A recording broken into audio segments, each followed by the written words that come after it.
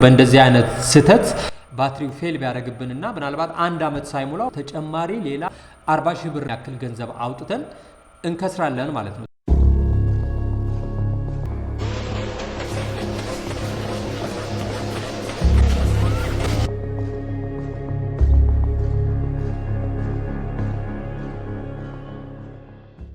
ተመልካቾቼ እንዴት ናችሁ? ሰላም ናችሁ? ሰላማችሁ ብዝት ይበል። እንግዲህ ዛሬ በሌላ ቪዲዮ ደግሞ ተመልሼ መጥቻለሁ። እንግዲህ ዛሬ የመጣሁበት የቪዲዮ ፕሮግራሜ ምናልባትም አይ ቲንክ ትላንትና አንድ ቪዲዮ ለቅቄ ነበረ በኤሌክትሪክ ሞተር ሳይክሎች ቻርጀር ዙሪያ ማለት ነው። ከዚህ ቪዲዮ በኋላ አንድ ሰው በአካል አንድ ጥያቄ ጠየቀኝ። ይህንን ጥያቄ እንግዲህ ለሱ መልስ ከሰጠውኝ በኋላ አይ ቲንክ ይሄ ጥያቄ ምናልባትም እንግዲህ ለብዙዎች ሊጠቅም ይችላል በሚል ይህንን ቪዲዮ ለመስራት ችያለሁ ማለት ነው ተመልካቾቼ። እሱ እንግዲህ የጠየቀኝ ጥያቄ ምንድነው መሰላችሁ? የአንድ ኤሌክትሪክ ሞተር ሳይክል ባትሪ ቻርጀርን ለሌላ መጠቀም እንችላለን ወይ የሚል ጥያቄ ነው ባጭሩ ስገልጽላችሁ እሱ የጠየቀው ጥያቄ ማለት ነው። እንግዲህ እኔም የሰጠሁት መልስ ባጭሩ ምንድነው መጠቀም እንችላለን፣ ላንችልም እንችላለን። ምክንያቱም ሁኔታዎች ይወስናል ወይም ደግሞ የሞተር ሳይክሉ አይነት ይወስናል ማለት ነው። ይሄም እንግዲህ እንዴት ብላችሁ ከጠየቃችሁ እናንተ ሁሉም የኤሌክትሪክ ሞተር ሳይክሎች ተመሳሳይ አይደሉም። ተመሳሳይ የሆኑ የኤሌክትሪክ ሞተር ሳይክሎች አሉ፣ ተመሳሳይ ያልሆኑ የኤሌክትሪክ ሞተር ሳይክሎች አሉ።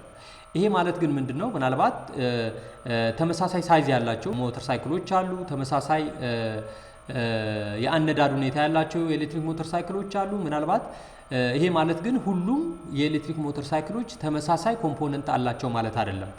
ይሄም ማለት እንግዲህ ምንድነው ለምሳሌ በቀላሉ እናንተ መረዳት በምትችሉት መልኩ በገልጽላችሁ ሁሉም የኤሌክትሪክ ሞተር ሳይክል ላይ ያለው ባትሪ ተመሳሳይ ላይሆን ይችላል ማለት ነው። ለምሳሌ በቀላሉ አንዳንድ የኤሌክትሪክ ሞተር ሳይክሎች አሁን በአብዛኛው ከምንጠቀማቸው ወይም ደግሞ ከምናያቸው ሞተር ሳይክሎች ውስጥ 5 ባትሪ ያላቸው የኤሌክትሪክ ሞተር ሳይክሎች አሉ። እንደዚሁም በሌላ በኩል ደግሞ 6 ባትሪ ያላቸው የኤሌክትሪክ ሞተር ሳይክሎች አሉ። ምናልባት እነዚህ እንግዲህ ሊድ አሲድ ታይፕ ባትሪ የሚጠቀሙት ማለት ነው። ስለዚህ ለምሳሌ 5 ባትሪ የሚጠቀሙ ሞተር ሳይክሎችን ብንመለከታቸው እያንዳንዳቸው 12 ቮልት ናቸው ባትሪዎቹ ማለት ነው። ስለዚህ እንግዲህ 5ን በ12 ስታባዙት ስንት ነው የሚመጣው? 60 ቮልት ይመጣል ማለት ነው። እንግዲህ ያ ሞተር ሳይክል የሚጠቀመው 60 ቮልት ዲሲ ነው ማለት ነው። በሌላ በኩል ደግሞ 6 ባትሪ የሚጠቀሙትን የኤሌክትሪክ ሞተር ሳይክሎችን ደግሞ ብታዩዋቸው 6ቱ እያንዳንዳቸው 12 ቮልት ከሆኑ ስንት ቮልት ነው የሚመጣው? 72 ቮልት ማለት ነው። ስለዚህ ሞተር ሳይክሎቹ ስታዩዋቸው ምናልባት ተመሳሳይ ሊሆኑ ይችላሉ በምናይበት ሰዓት፣ ያ ማለት በከለር ላይ መሳሰሉ ይችላሉ። ነገር ግን ሳይዛቸው መጠናቸውን ስናይ ዝም ብለን ፊዚካሊ አይተን በቀላሉ ላናቅ እንችላለን ማለት ነው። ቀደም ሲል ያልኳችሁን የባትሪ ቻርጀር ከመጠቀማችን በፊት እኛ የያዝነው የኤሌክትሪክ ሞተር ሳይክል ስንት ቮልት ነው የሚጠቀመው ወይም ደግሞ ዲሲ ስንት ቮልት ይጠቀማል የሚለውን ማጣራት አለብን። በሌላ በኩል እንደገና እኛ ወስደን የምናመጣውን ባትሪ ቻርጀር ሲጠቀም የነበረው ሞተር ሳይክል ስንት ባትሪ ነው ያለው የሚለውን ነገር ማረጋገጥ አለብን ማለት ነው። ይህም ብቻ አይደለም። በሌላ በኩል እንደምታስታውሱት ከዚህ በፊት በሰራሁላችሁ ቪዲዮ ላይ ሌሎች ኮምፖነንቶች አሉ። ሜይን የምንላቸው የኤሌክትሪክ ሞተር ሳይክል ላይ የምናገኛቸው ኮምፖነንቶች ለምሳሌ ኮንትሮለር አለ። እንደዚሁም ኮንትሮለሩን በዛው መጠን እንግዲህ ሳይዙ እንደ ባትሪው የተለያየ ነው ማለት ነው። እንደዚሁም ሀብ ሞተር አለ። ሀብ ሞተሩም የሚጠቀመው ቮልቴጅ የተለያየ ነው ማለት ነው። ስለዚህ እያንዳንዱ ሞተር ሳይክል ላይ የምናገኛቸው ኮምፖነንቶች ሁሉም ላይ ተመሳሳይ ስፔሲፊኬሽን አላቸው ወይም ደግሞ ተመሳሳይ መጠን አላቸው ማለት አይደለም። ስለዚህ ይህ እንግዲህ ምን ያደርገናል? የትኛውንም ቻርጀር ወስደን ቀጥታ እንዳንጠቀም ያግደናል ማለት ነው። መጠቀማችንስ ምን ችግር አለው? ብንጠቀም ምን አይነት ችግር ያመጣል የሚለውን በቀላሉ ልንገራችሁ እናንተ መረዳት በምትችሉት ቋንቋ ማለት ነው። ለምሳሌ ባትሪውን እንውሰድ። ለምሳሌ 5 የሚጠቀመው የኤሌክትሪክ ሞተር ሳይክል 60 ቮልት ነው ማለት ነው። 60 ቮልት ዲሲ ነው የሚጠቀመው። 6 ባትሪ የሚጠቀመው ደግሞ 72 ቮልት ነው ማለት ነው።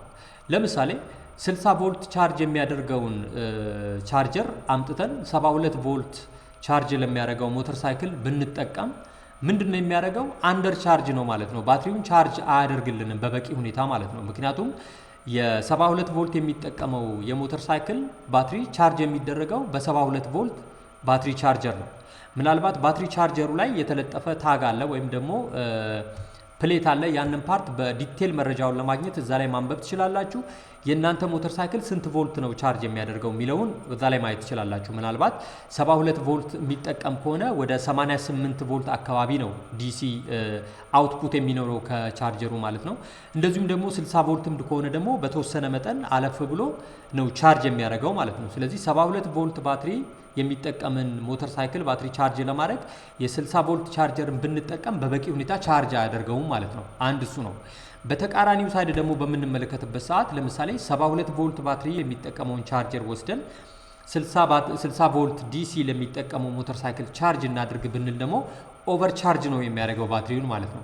እንግዲህ ኦቨር ቻርጅ ማለት ደግሞ ምንድነው? እጅግ በጣም ከፍተኛ ዳሜጅ ባትሪው ላይ የሚያመጣ ባትሪው በከፍተኛ ሁኔታ እንዲሞቅና በባትሪ ውስጥ የምናገኛቸው ፕሌቶች እንዲቀልጡ ሾርት እንዲያደርግና እንደዚሁም ደግሞ ቶታሊ ባትሪው በአጭር ጊዜ ውስጥ ፌል እንዲያደርግ የሚያደርግ ነው ማለት ነው።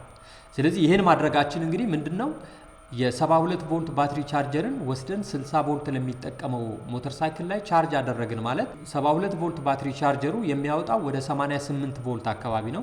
ስለዚህ ይህንን እዚህ ላይ አምጥተን ቻርጅ አደረግን ማለት ነው። ይሄ ማለት እንግዲህ ምንድነው ባትሪዎቹን በአጭር ጊዜ ፌል እንዲያደርጉና ከጥቅም ውጭ እንዲሆኑ ያደርጋል ማለት ነው። ይሄ ማለት ደግሞ እንግዲህ ባትሪው ማገልገል ካለበት ጊዜ እጅግ በጣም ባጠረ ጊዜ ወይም ደግሞ ማገልገል ያለበትን ጊዜ ሳይደርስ ባጭሩ ፌል እንዲያደርግ ያደርጋል ማለት ነው። ይሄም ከሆነ እንግዲህ ምናልባት ምን ያክል አውጥተን ባትሪው ልንገዛ እንደምንችል አሁን ከረንትሊ ባለው ዋጋ ማወቅ ትችላላችሁ ማለት ነው።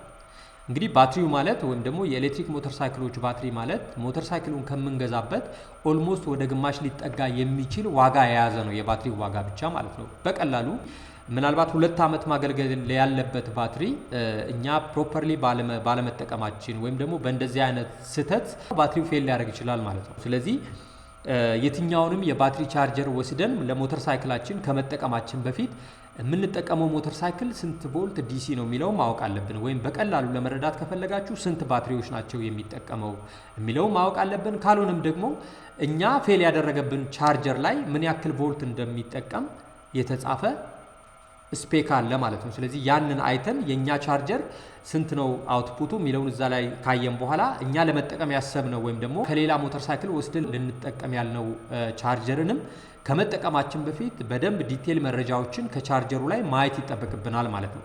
ያ ካልሆነ ግን እንዳልኳችሁ 72 ቮልት ቻርጅ የሚደረግበትን ቻርጀር አምጥተን 60 ቮልት ሞተር ሳይክላችን ላይ ቻርጅ ካደረግን እኛ የምንጠቀምበትን የሞተር ሳይክል ባትሪ ቻርጀር በአጭር ጊዜ ፌል እንዲያደርግ እናደርጋለን ማለት ነው።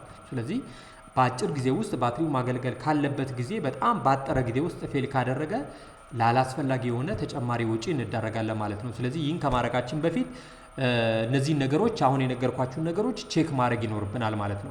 እንግዲህ ከዚህ ጠቃሚ መረጃ እንዳገኛችሁ ተስፋ አደርጋለሁ። ጥያቄዎች ካሏችሁ እናንተም በኮሜንት ላይ እየጻፋችሁ እንደዚሁም ጥያቄዎች ብቻ ሳይሆን የገጠማችሁም ነገር ካለ እንደዚሁም ደግሞ በሌሎች ላይም ይህ ነገር ገጥሟቸዋል የምትሏቸው ነገሮች ካሉ ደግሞ በኮሜንት ላይ እየጻፋችሁልን በእነዛ ጉዳዮች ላይም ደግሞ ይህንን ለሌሎች ሼር እናደርጋለን ማለት ነው። ተመልካቾች እንግዲህ ቪዲዮ ከተመቻችሁ ደግሞ ላይክ ማድረግ አትርሱ፣ ሰብስክራይብ ማድረግ አትርሱ። በዚህ በአውቶሞቲቭ ዙሪያ ላይ አንዳንድ መረጃዎችን እውቀቶችን ሼር ማድረግ ስትፈልጉ ደግሞ ሰብስክራይብ አድርጋችሁ ቻናሉን ተቀላቀሉ። እንደዚሁም ደግሞ በየጊዜው መለቃቸውን ጠቃሚና አስተማሪ ቪዲዮዎች እንድትከታተሉ ጋብዛለሁ። መልካም ጊዜ።